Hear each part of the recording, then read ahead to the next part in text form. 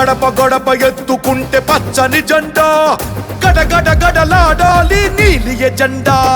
గర్జనలా కదులుతుంటే దారుల నిండా, నలిగిన నేలకొచ్చ నవ్వుల దండ. పౌరుషాల నేలలోన పసుపు దమ్ము చూపించగా కదలరా కదలరా కడప వైపు ఆగకుండా. నాడు నాడు నాడు నాడు మహానాడు, నాడు నేడు ఎన్నడైన తెలుగువాడి తోడు.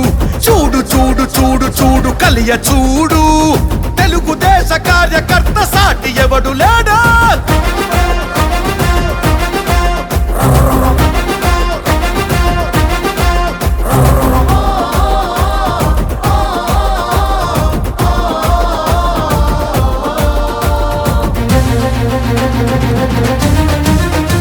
సామాన్యుడు చరిత్రపై చేసిన తొలి సంతకమై, సగటు మనిషి సాధించిన విజయాలకు తొలి శకమై, గిరిగీసి కొట్లాడే తెలుగువాడి పౌరుషమై, అస్తిత్వం అగ్రత్వం ఆత్మగౌరవమై. ఈరోజు కడపలో 2025 మహానాడిని ఘనంగా పూర్తి చేసుకొని మా నాయకులందరూ సాయ సహకారాలతో, ముఖ్యంగా మా ఉమ్మడి కడప జిల్లా నాయకత్వం అందరూ కలిసికట్టుగా వారి సహకారం అందించి కని విని ఎరగని విధంగా ఈ మాట నెవర్ బిఫోర్ నెవర్ ఆఫ్టర్ అని చెప్పేసి మేము మహానాడు మొదలు కాకముందే చెప్పాం. అదేవిధంగా ఈరోజు కడపలో ఉన్నటువంటి ప్రజానికం అంతగా సహకారం అందించి ఘనంగా మహానాడును చేసుకోవడం జరిగింది. మరి ఈ సందర్భంగా కడప ప్రజానికానికి, మా నాయకత్వానికి ప్రత్యేకంగా ధన్యవాదాలు తెలియజేస్తున్నాం. మేము పాలనకు వచ్చి సంవత్సరం అయింది. జనరల్గా పాలనకు వచ్చేసరికి కొంత వ్యతిరేకత ప్రజల్లో ఉంటుంది, నాయకుల్లో ఉంటుంది, కార్యకర్తల్లో ఉంటుంది. కానీ నిన్న సభ చూసిన తర్వాత ప్రజలకి అపారమైనటువంటి నమ్మకం చంద్రబాబు నాయుడు గారి మీద ఉంది, తెలుగుదేశం పార్టీ మీద ఉంది, తెలుగుదేశం పార్టీ నాయకత్వం మీద ఉంది అనడానికి నిన్న సభ నిదర్శనం చెప్పి తెలియజేస్తున్నా. మేము సుమారు 33-34 మహానాడులు చేసుకున్నాం.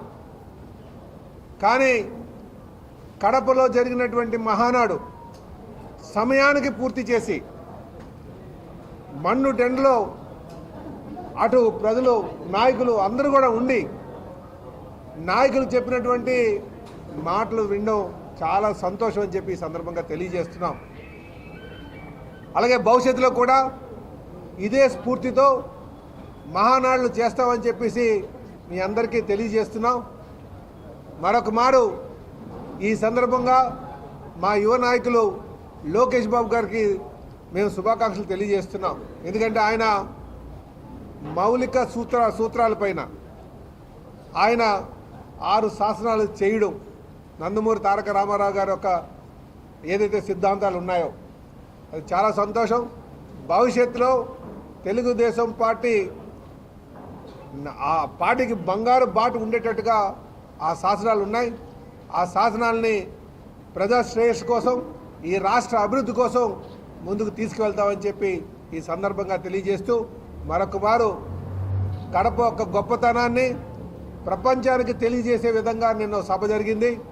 మరొక మారు నేను కడప జిల్లా ప్రజానికానికి, నాయకత్వానికి, తెలుగుదేశం పార్టీ నాయకులందరికీ కూడా పేరు పేరున మా నమస్కారాలు తెలియజేసుకుంటూ, ఏదైతే అభివృద్ధి కోసం చెప్పారో ఆ సభా సాక్షిగా అవన్నీ కూడా పూర్తి చేస్తామని చెప్పి ఈ సందర్భంగా తెలియజేస్తున్నా. నమస్కారం.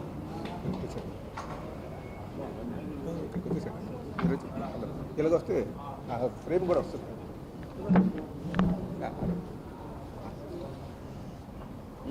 అందరికీ నమస్కారాలు. చారిత్రక ప్రాధాన్యమున్న కడప జిల్లాలో తొలిసారి జరిగిన తెలుగుదేశం మహానాడు మా కార్యకర్తల్లో ఒక నూతనోత్తేజాన్ని, ఒక కడప జిల్లాలోనే కాకుండా రాష్ట్ర వ్యాప్తంగా కార్యకర్తల్లో ఒక నూతనోత్తేజాన్ని నింపిందనడంలో ఎలాంటి సందేహము లేదు. చంద్రబాబు నాయుడు గారి నాయకత్వాన్ని ఎంత బలంగా కార్యకర్తలు నమ్ముతున్నారో ఈ మహానాడు ఒక నిదర్శనంగా నిలిచింది. అట్లాగే ఇంత గొప్ప కార్యక్రమాన్ని భుజస్కంధాలపైన మోసి విజయవంతం చేసిన కడప నాయకత్వానికి తెలుగుదేశం పార్టీ ఎప్పుడు కూడా రుణపడి ఉంటుందని మీ అందరికీ నేను మనవి చేస్తూ ఉన్నా. ఇదే సందర్భంలో మహానాడు వేదిక ద్వారా రాయలసీమ ఉజ్వల భవిష్యత్తుకు ఒక భరోసా ఇచ్చిన మాన్య శ్రీ ముఖ్యమంత్రి నారా చంద్రబాబు నాయుడు గారికి రాయలసీమ ప్రజల పక్షాన ధన్యవాదాలు, కృతజ్ఞతలు తెలియజేస్తూ ఉన్నాం.